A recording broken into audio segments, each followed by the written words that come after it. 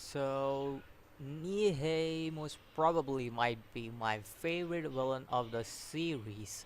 Like, I don't know if there are better villains than him later on, but right now, this guy is just an awesome antagonist, like all over. I mean, you want all the qualities this man has in an antagonist. To be honest, like he is, he is brutal. He is straight up motionless, ready to die in a battle. Like this man is just too good to be an antagonist. Now, I'm not saying that he's the best of all the antagonists I've seen. I've seen better. For example, Hunter x Hunter's antagonist Miriam, he was he was awesome. But to be honest, he's up there with the other antagonists I've seen so far. And this man, Loki, he's awesome to be an antagonist. Now, why I say that is just this whole episode, like from his instinct, each and every instinct, like you could see this man is not a dumb person.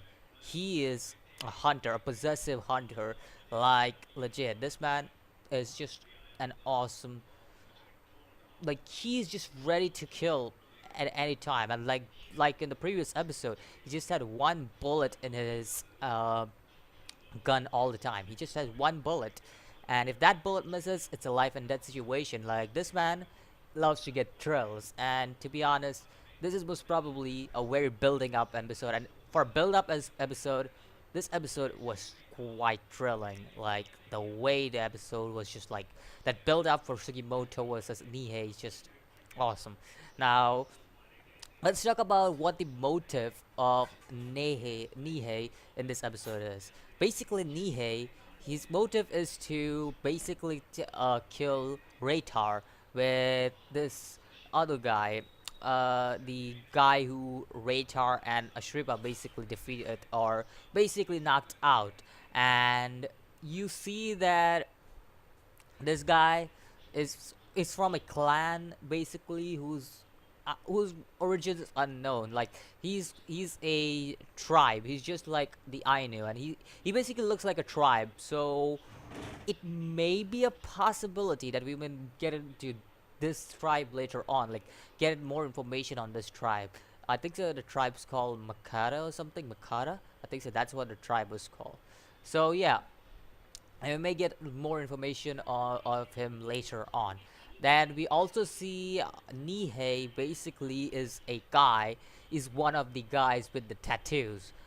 Yeah, the tattoos, he's got one. And basically, he doesn't care about the tattoos or anything. Like, he's just out there to kill. Like, he's just out there to hunt. That's all he's doing. Like, he doesn't care if he gets caught. He doesn't care if he gets killed. He's ready to kill before he gets caught and kill himself before he gets caught. Like he's a very intriguing antagonist, and that's why I say was probably one of the best antagonists I've seen throughout all animes, because just because of how his character is. Not putting, like, all antagonists are just intriguing in this anime, like from him to the antagonist in the previous episode. Like all antagonists are just pretty intriguing. Like it's just very intriguing, and none of them are like any kind of dumb antagonist just there to be there. Like they all have a motive. They all have a certain skill which they are a certain thing that they're very skillful in, and they all have their unique abilities, meaning that they have their unique intelligence. Like they have an intelligence in unique things. Like this man has intelligence as a hunter. On the other hand, we have the other main antagonist who just has to be, who's just intelligent all over. Like he knows what he's doing, and he's brutal. He's ready to just do whatever he wants. And then we have the old man, who's another very intelligent antagonist. Like I said in the previous episode, like the old man in anime is just like they are always awesome. So it's just that thing.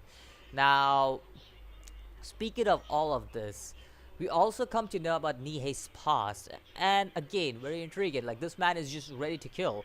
Like you take this man's prey, he's ready to kill you. He's ready to hunt you in no time.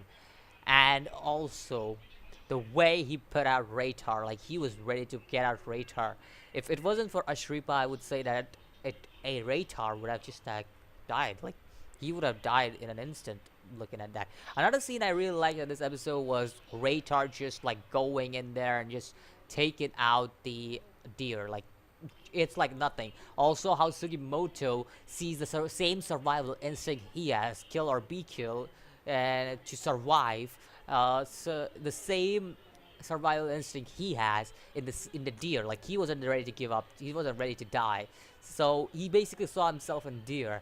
And we also learned a lot of unique stuff about the deer in this. Like if you put your hand inside a deer, it kind of gives you warmth. And also the recycle process, the bicycle process of science, where if an animal dies, basically that bone gets sucked into the ground and basically it turns into a plant. So basically, we also get that on this, like small details, really enjoyable. Now the dinner scene was another awesome scene. Like I love it. Like yo, the expressions are priceless in this anime. Like it's just priceless. It's one of the animes where you'll be like, whoa, that's priceless. Like I don't think any anime can do that better, except for maybe JoJo. But whatever. Anyways, now move on to the ending scene. Now the ending was the most intriguing part. Like, yo, the way Sugimoto went in, like how the dog just took uh uh the rifle from Sugimoto, and he just like slashes it off. Like the Nihei basically puts out his meat cleaver and Sugimoto block it and then just slashes his fingers. I would say no holding back on that. That's awesome scene.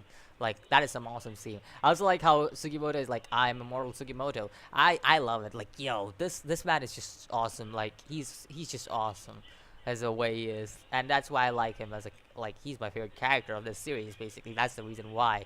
Because even after he gets hit by the rifle on his head, he's just like, yo, I'm still looking at you. And the way he'll stare down at Nihei was just like, yo, that's a chilling moment.